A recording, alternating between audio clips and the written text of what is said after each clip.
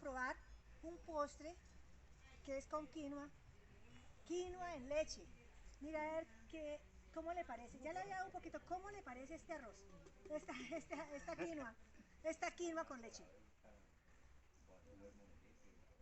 Está rica, parece como si fuera arroz en leche. Y que como si fuera que lo reemplazara el arroz en leche. Se ve rico. Ah, bueno. Entonces usted Señora, dice que todavía es mejor la quinoa en leche que el arroz con leche. señora, Uy, qué delicia. Delicioso, es que le gustó. señora. Le voy a invitar a que siga comiendo más de eso.